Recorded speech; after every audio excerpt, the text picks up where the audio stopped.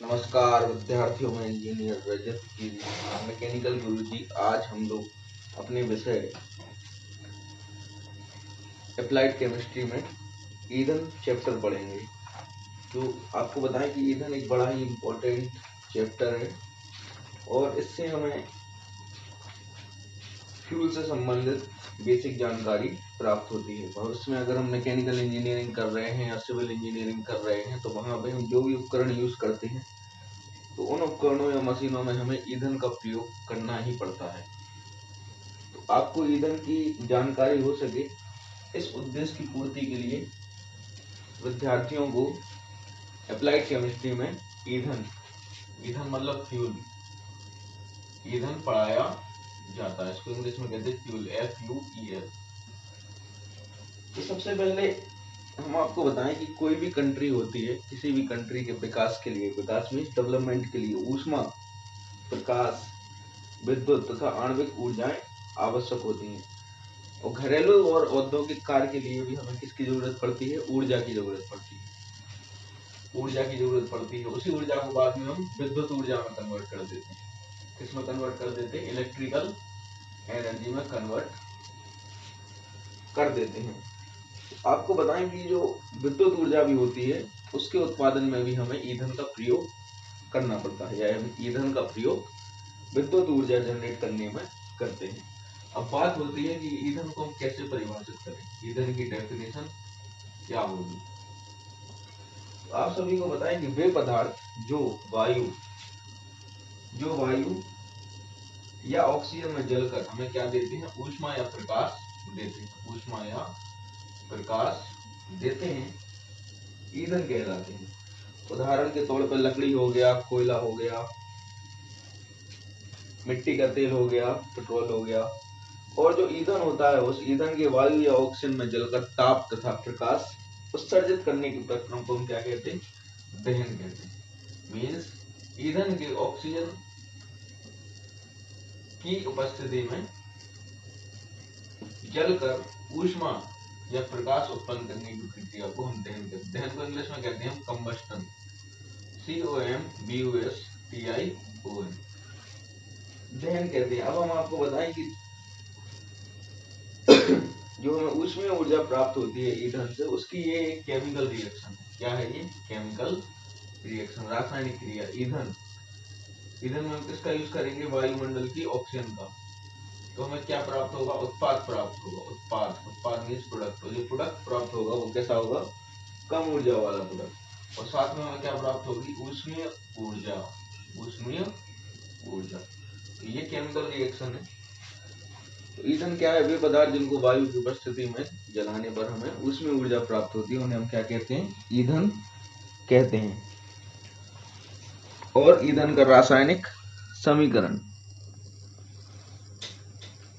समीकरण क्या है? ईंधन प्लस ऑक्सीजन से हमें क्या प्राप्त होता है? उत्पाद कैसा होता है? कम ऊर्जा का। साथ में क्या प्राप्त होती है? हमें ऊष्मीय ऊर्जा प्राप्त होती है। अब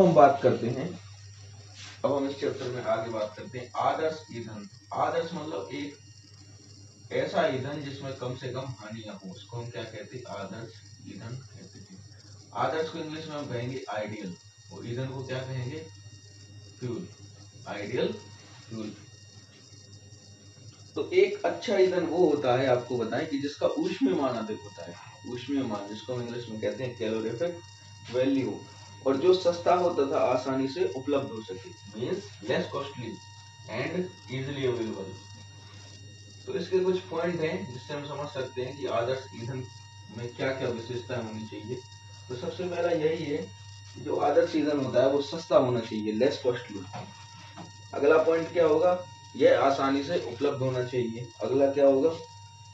इसका भंडारण मीन्स जो अच्छा ईंधन होता है उसको स्टोर करना आसान होना चाहिए। साथ ही साथ अच्छे ईंधन को एक स्थान से दूसरे स्थान आसानी से ले जाया जा सके। और जो अच्छा ईंधन होता है उसका ऊष्मीय मान कैसा होना चाहिए? High calorific value, easily transport, low kindling temperature. Low kindling temperature मतलब ज्वलन ताप कम होना चाहिए। जो ईंधन है उसका ज्वलन ताप ज्वलन ताप का मतलब फॉर एग्जांपल अगर हम आपसे कहें कि आप कोई ईंधन लेके आ रहे हैं और उसका ज्वलन ताप अगर 40 डिग्री सेल्सियस है, तो उसका मतलब ये है कि 40 डिग्री टेम्परेचर पर वह दहन उत्पन्न कर देगा, या 40 डिग्री सेल्सियस पर वह जल कर क्या दे देगा, हमें ऊष्मीय ऊर्जा दे देगा। तो हमें ऐसा ईंधन यूज करना चाहिए जिसका जो ज्वलन ताप होता है वो कैसा होना चाहिए, उच्च, ज्वलन ताप कम होना चाहिए, कैसा होना चाहिए, सॉरी कम होना चाहिए, ज्वलन ताप कम होना चाहिए। मीन्स वो ईंधन लेके आए जो कम से कम टेम्परेचर पर क्या कर जाए, इजिली बर्न कर जाए। और अगली प्रॉपर्टीज क्या होनी चाहिए, जो अच्छा ईंधन होता है वो नियंत्रित रहे, नियंत्रित मीन्स कंट्रोल में रहे, कंट्रोल में रहे, और उसकी ऑपरेशन करने में मीन्स उसको दहन करने में कठिनाई ना हो, या ऐसे कह लें कि जो अच्छा ईंधन होता है उसका दहन कैसा हो, सुगमता पूर्वक हो। अगला क्या होगा, उसमें लेस वेस्ट प्रोडक्ट कम से कम होनी चाहिए। वेस्ट प्रोडक्ट मतलब दहन के उत्पाद जो राख निकलती है या जो धुआं निकलता है साथ में, वो कैसा होना चाहिए, कम से कम होना चाहिए। और अच्छे ईंधन का एक गुण और है कि जो अच्छा ईंधन होता है वो जलते समय विषैला धुआं या विषैले पदार्थ उत्पन्न ना करे। क्या क्या, विषैला धुआं उत्पन्न ना करे और विषैला पदार्थ उत्पन्न ना करे। ये हो गई हमारे एक अच्छी ईंधन की, आदर्श ईंधन के लक्षण, means characteristic of ideal fuels. अब हम बात करते हैं आगे इस चैप्टर में ईंधन का वर्गीकरण। हेडिंग है हमारी ईंधन का वर्गीकरण। इंग्लिश में हम इसको कहेंगे क्लासिफिकेशन ऑफ फ्यूल। क्या कहेंगे, क्लासिफिकेशन ऑफ फ्यूल। तो आपको बताएं कि भौतिक अवस्था क्या तात्पर्य, डिपेंड ऑन फिजिकल कंडीशन। जो हमारा ईंधन होता है वो तीन प्रकार का होता है। पहला होता है ठोस ईंधन, दूसरा होता है द्रव ईंधन, और तीसरा कौन सा होता है, गैसीय ईंधन। मीन्स जो ईंधन ठोस अवस्था में उपस्थित होगा वो ठोस ईंधन, और जो ईंधन लिक्विड अवस्था में उपस्थित होगा वो द्रव ईंधन, और जो ईंधन हमारी गैस फॉर्म में उपस्थित होगा उसको हम क्या कहते हैं, गैस ईंधन कहते हैं। अब हम आपको बताएं कि ये तीनों जो होते हैं, ठोस द्रव गैस, ये तीनों दो अवस्थाओं में पाए जाते हैं। एक तो नेचुरल, दूसरे आर्टिफिशियल। नेचुरल मतलब जो हमें डायरेक्ट प्रकृति से प्राप्त हो रहे, और आर्टिफिशियल मीन्स जिनको संश्लेषित करके कृत्रिम रूप से तैयार किया जाता है। तो हमारे ठोस ईंधन भी दो प्रकार के हो जाते, प्राकृतिक कृत्रिम। द्रव ईंधन भी दो प्रकार के हो जाते, प्राकृतिक कृत्रिम। और गैस ईंधन के भी दो प्रकार हो जाते हैं, प्राकृतिक और कृत्रिम। अब हम बात करते हैं कि ठोस ईंधन में प्राकृतिक ईंधन कौन सा होगा। तो ठोस ईंधन में प्राकृतिक के तौर पर हमारा हो जाता है लकड़ी, जो हमें डायरेक्ट प्रकृति से प्राप्त हो रही लकड़ी। कोयला, कोयला मीन जो खदानों से प्राप्त होता है वो वाला कोयला। वैसे हम कोयले को दो प्रकार से बनाते, लकड़ी को जला के भी कोयला बनाते, और डायरेक्ट हमें चट्टानों से, सुरंगों से, खदानों से कोयला प्राप्त होता है। जो हमें प्रकृति से प्राप्त हो रहा वो प्राकृतिक कहलाएगा, और जो हम लकड़ी से कोयला बनाते हैं वो कौन सा कहलाएगा, लकड़ी वाला कोयला कृत्रिम कोयला कहलाएगा। तो कृत्रिम में हो गया लकड़ी का कोयला, चारकोल, चारकोल और कोक, तीन चीजें कृत्रिम में आ जाती, लकड़ी का कोयला, चारकोल और कोक। ये तो हो गया ठोस ईंधन की बात। अब हम बात करेंगे द्रव ईंधन की। किसकी, द्रव ईंधन की। तो जैसा अभी हमने बताया कि द्रव ईंधन के भी दो प्रकार हो जाते हैं, प्राकृतिक और दूसरे कृत्रिम। तो प्राकृतिक में हो जाएगा पेट्रोलियम, पेट्रोलियम। अब आपको बताएं कि पेट्रोलियम दो शब्दों से मिलकर बना है। पहला होता है पेट्रा, क्या होता है पहला, Petra plus oleum, oleum, Petra plus oleum. तो पेट्रा का मतलब होता है जमीन के भीतर, ओलियम मतलब तेल। पेट्रा मतलब जमीन के भीतर और ओलियम मतलब तेल। तो जमीन के भीतर से प्राप्त होने वाला तेल क्या कहलाता है, पेट्रोलियम कहलाता है। तो जो ठोस द्रव ईंधन होता है उसका प्राकृतिक रिसोर्स होता है पेट्रोलियम। और वही हम आर्टिफिशियल की बात करें तो आर्टिफिशियल में हमारा बन जाता है मिट्टी का तेल, डीजल, पेट्रोल, गैसोलीन, ये सब इस कैटेगरी में आ जाते हैं, कृत्रिम कैटेगरी में आ जाते हैं।